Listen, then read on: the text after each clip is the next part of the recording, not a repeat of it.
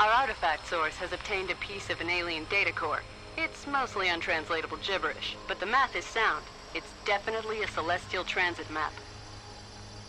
We cleaned it up, extrapolated it for timescale, and plugged it into the nav computer. It traces back to the origin of the alien flotilla, a planet on the borders of certified space. Might have been a nice place to visit a long time ago, but right now it's a lifeless rock floating in a binary star system.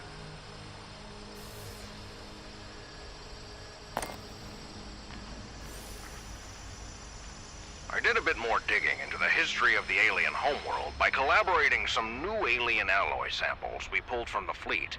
Turns out, an old geo-survey of the dead planet is on the public file.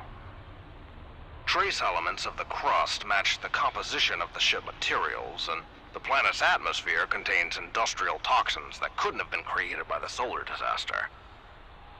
Looks like they had to strip mine their entire planet in order to build this fleet.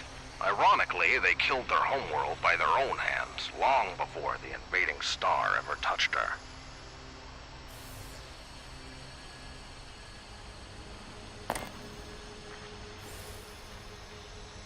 I'm no art expert, but even I can tell what's going on in this drawing we had recovered. These alien folk were happy and frolicking on their nice green homeworld. But then, bam! A second sun shows up and crashes the party. Ran that star map data we had through the retro simulator again, and sure enough, their home system hooked up with a wayward star and they got hit with a double sunrise. Whew! Looks like all of that solar backwash and gravitational torsion was enough to glass the place.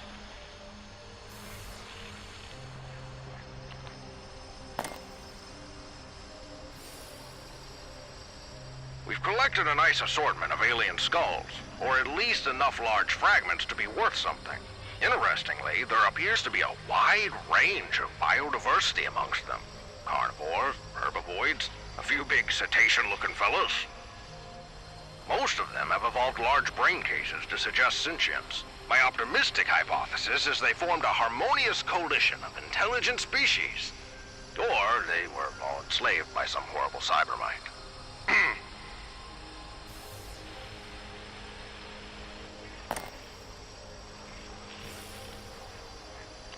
These alien ships are chock full of advanced tech and science stuff we'd never dreamed of. But I can safely say that their propulsion systems are woefully disappointing, to be polite. Looking at these engine parts we pulled from the last job, no FTL drives, no wormhole stabilizers, no STC fold arrays, just plain Jane sublight thrusters. They may have come from real far away, but buddy, they sure took the scenic route to get here.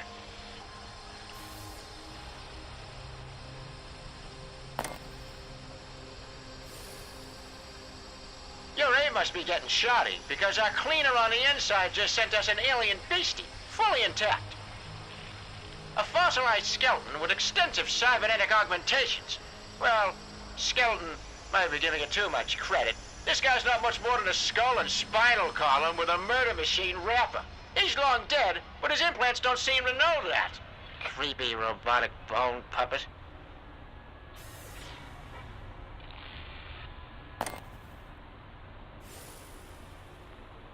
Our salvage contact passed us a chunk of alien materials from this last job.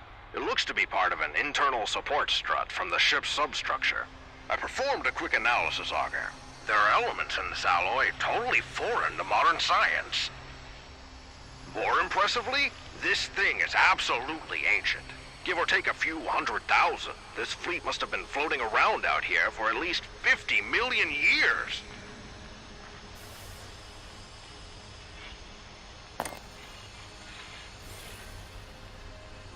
This particular limb augment we recovered from an alien drone is quite interesting. The long exposure to the weightlessness of space has been disastrous to the bone and musculature structure of these creatures before they died out. Their bodies simply weren't made for this sort of environment. To compensate for their decrepitude, they must have turned to invasive cybernetic surgery in order to survive.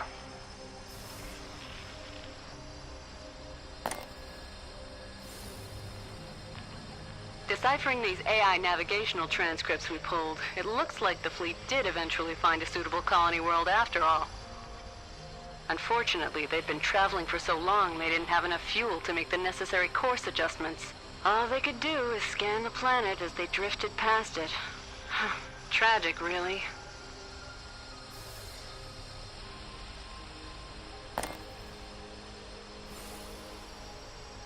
We've recovered what appears to be an alien deep space probe. It's filled with navigational and planetary data, scans collected from hundreds of thousands of solar systems.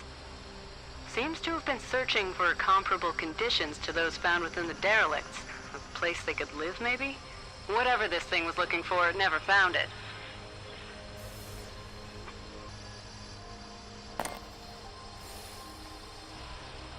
This refined osmium ingot was pulled out of an automated smelting module on board the last target. Examining the exhausted slag and signature markers in the ore, it's evident that the aliens have been bulk mining asteroids to replenish their resources. The maintenance and fabrication requirements for a fleet of this size must be enormous, but its autonomous faculties have kept these ships in excellent condition despite their age.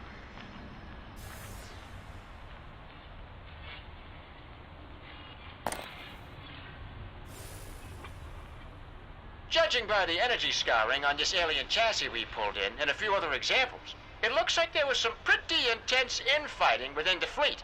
Seems to have been bad blood between those with excessive cyber alterations and those keen on keeping all their original bits intact. Pretty obvious which side won that argument, but a civil war of that scale does explain the militarized hostility we've been encountering on these ships.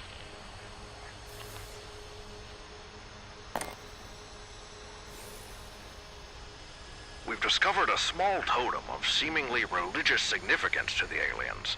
It appears to be dedicated to some type of machine deity, granting life or immortality through mechanical transformation. This substantiates some of the more extreme cybernetics we've seen, which go far beyond practical augmentations and into the realm of fanatical body mutilation. Whoa! These guys are weird.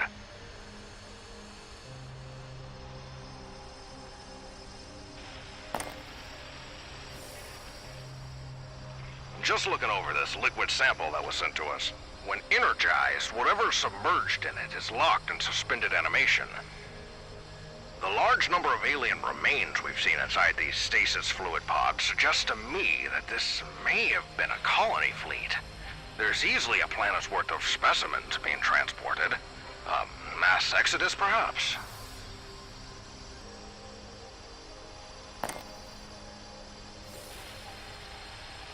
These ships were once powered by massive fusion reactors, but it looks like the majority of their fuel stockpiles have expired way beyond their half-lives. There's barely enough redundancy generators running to keep the security systems running. When the main power went, the life support went with it. All those stasis pods, millions of cryo-frozen colonists, they didn't stand a chance.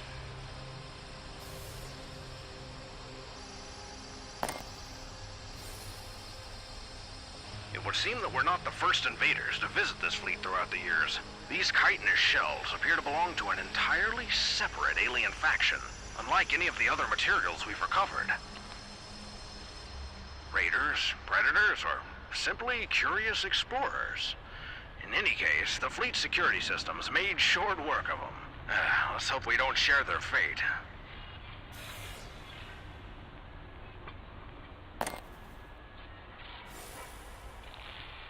I was wondering what these more freakish alien machines were designed to do exactly. But this nasty-looking cutter seems to answer my question.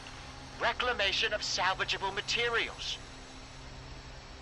They've been out here for so long, they're cannibalizing themselves for parts.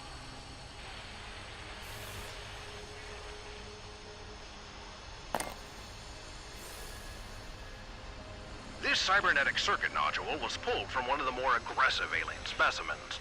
Its programming contains behavioral parameters that aren't at all unusual for robotic AI, but digging deeper, I found the root operating architecture has a disturbingly organic pattern, almost identical to a natural brain.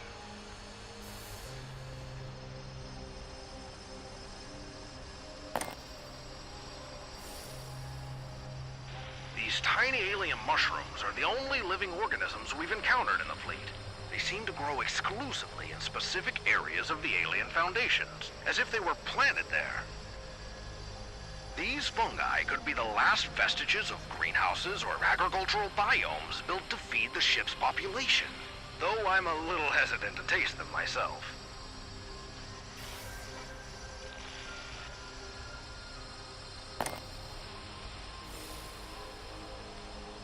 I've been hoping for this. A viable sample from a ship's cortex core. While its construction is completely artificial, the engramic programming within is unmistakably biological. The foundation for every AI system in this fleet is built upon the digitized sentience of their late creators. Talk about ghosts in the machine.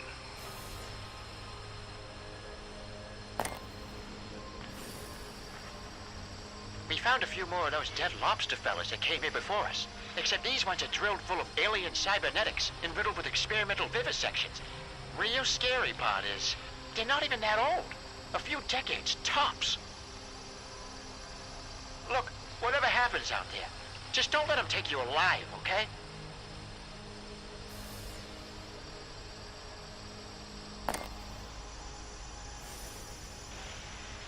This poor fella's been hardwired directly into his gunnery station, along with what seems to be a list of infractions. What's more, it looks like most of his brain case has been filled with targeting computers and chemical injectors. Lobotomy by cybernetics. And this is what these guys did to lawbreakers. I'm glad we still use the good old death penalty.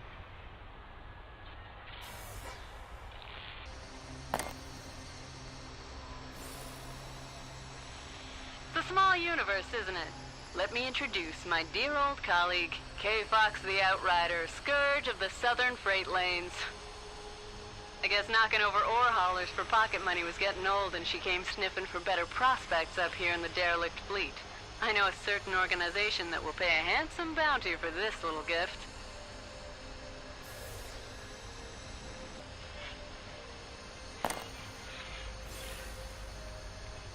We pulled this short-range teleport array out of one of the alien manufacturing platforms, and its workings are surprisingly similar to our own teleporters.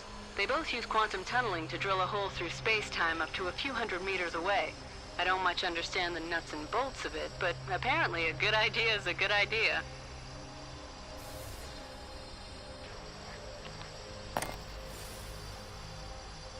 I tried running a power source through the core tissue we recovered and found that it emitted a form of projected brainwave, sort of like a wireless signal. When directed at other specimens, it seems to affect only their foundational AI consciousness, and by my extrapolation, their organic brain matter, if any remained. Mind control, really.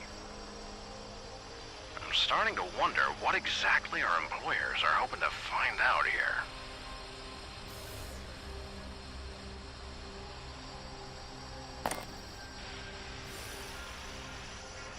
This recovered code block lists a long series of ID markers that match similar identifiers on other ships. A fleet manifest detailing every vessel in the flotilla. All 700,000 of them, big and small. At least that's the number when it was last updated. After collisions, separations, and the general ravages of time, it's hard to tell how many are left now.